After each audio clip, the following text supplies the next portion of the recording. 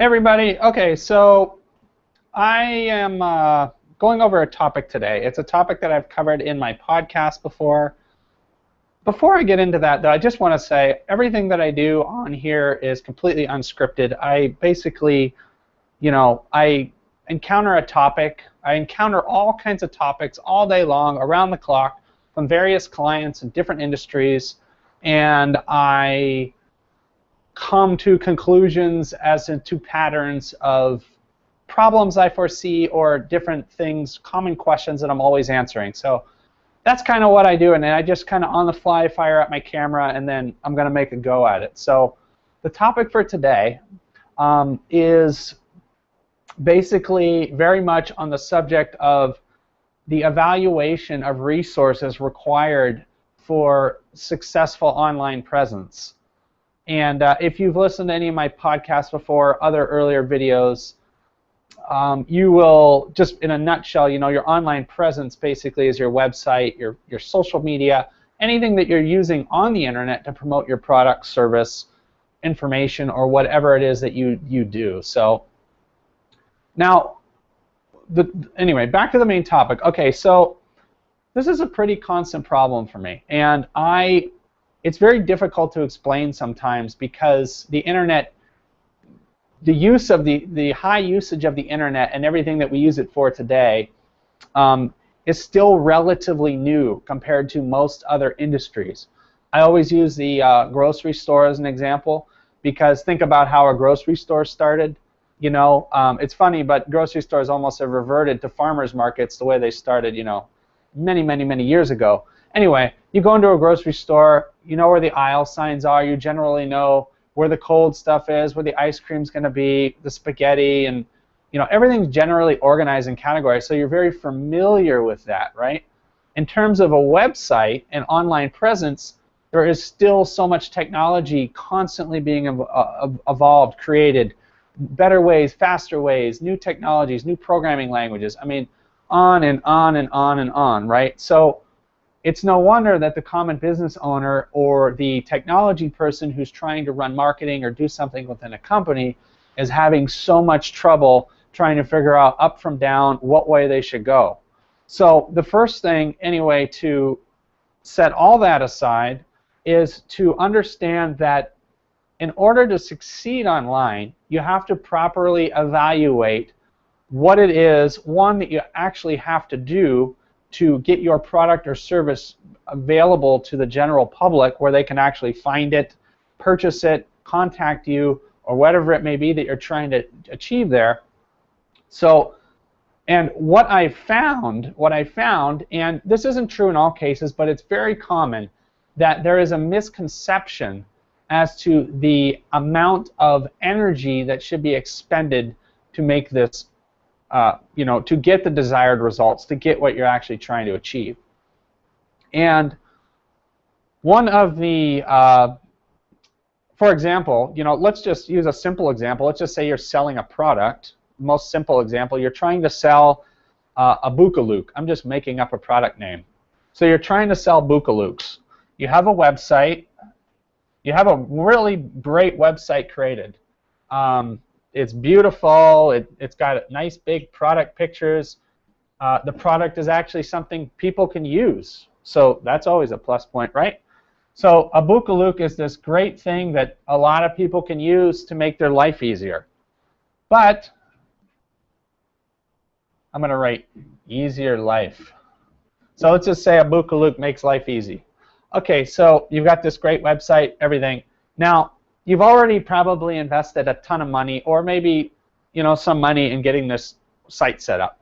You might not have considered long-term, is this website going to hold up? Is it going to be substantial enough for future expansion? What if you have to migrate from this website into another service provider because your growth outgrows it or something? So anyway, that's all predetermined stuff that should technically be evaluated way before. But I'm just bringing that up because there's all these things that always come up in the mind of a business owner in terms of their website. So you got easier life with the Bookaloo. Now, what if, okay, so you've got this wonderful website. So now you start posting on Facebook and telling your friends about it. You put it in Facebook, you're telling your friends, you submit it to Google, maybe you do some AdWords, you're doing some paid advertising, but you're realizing that you're not getting any results really. You're not making your money back. You haven't made anything back to pay for the original development of this website. Now, given that everything else is in order, given that your product is something that people actually can use, they need it or they want it, it's priced within reason, your reputation or service is recognizably professional, you can be contacted and things like that. So let's say everything, all the preliminary stuff is basically in place in terms of what you're doing, but the problem is you're just not, you're not getting the results, you're not getting the sales that you need. Okay? Now, here's the deal. And this is why I titled this one, on the lines of incorrect evaluation. Because what you have going on here is a consistent thing. It constantly has to be being pushed. Meaning, Facebook needs to constantly be being updated. Your search engine optimization needs to be monitored, analyzed. You need to find out what traffic patterns are. You need to understand, basically, first of course, you need to have goals. The goal is to sell your products, right? In a nutshell, that's a very simple goal, is to sell a product. So you have things, but you have all these things that require continuous management. And when I say continuous management, I mean somebody really taking the care, which is typically the business owner that would be trying to get this thing off the ground, but it's this continuous cycle of keeping up. And in addition to that, if you notice you probably remember what I mentioned earlier about technologies, new ways of doing things. A new product is now released, a new marketing method, whatever, right? So now you've got this basic thing, you've got Google, Facebook, and these are just very basic examples. But then you say, okay, there's a new technology, and you go, oh, well, maybe that'll work. And then there's a subscription fee, so you're expending more money out the door, but maybe this gets results, maybe it doesn't. The point here is, what I'm trying to say is that you should consider, if you think that you're going to need to spend $300 a week on for someone to come in to help you sort out and maintain and manage this properly, and it really is all relative to how much what your end goals are, So let's say let's say you'd like to make $700 a week off your Bookaloo products. It's a very relatively low amount of money, but let's just say you're trying to make $700 a week off Bookaloo's, and that's obviously your gross sales, not your everything else incurred. So let's say you have $300 set aside for all your marketing campaigns and all your marketing management, everything that you're trying to achieve on social networks, other websites, promotional outlets, whatever it is you're trying to, other outlets you're trying to utilize. I can tell you right now that this number is not enough. Okay? And why I say that is because this number is so commonly underestimated. And if you want to expect to really drive your business, push it through, and really get the results that you want, you need to really be considering probably at least in the 3 to 5 times what you would like to spend on your management of all your promotion, marketing, search engine optimization, organic and paid search engine marketing. Because again, it's continuous research, it's continuous analytics. It's really a full-time job, and particularly if you're trying to really grow your online business. Now, if you just want to launch your site and you kind of say, I know this because I own several products, I have several websites that I created that I don't have time to manage, but they just have a trickling sales, things that come through, downloadable software, things like that. And that's all great. I'm not trying to make a living with those specific products.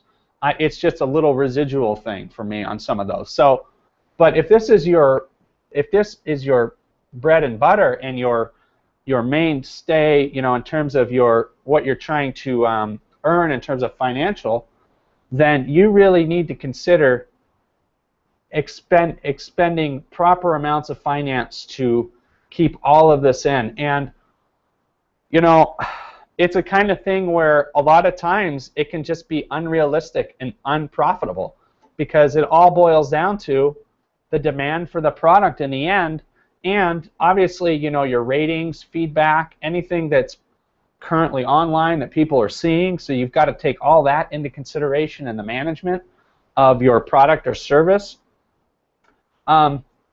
Anyway, so I hope that helps paint the picture a little bit more in terms of evaluating the estimation of maintenance, and this doesn't even include, you know, any custom programming, any other custom requirements that might be that your product or service might require.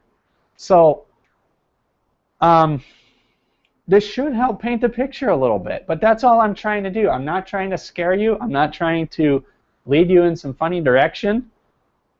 And I used very, very low numbers here, $700 a week, $300 a week. I mean, these were like really low numbers.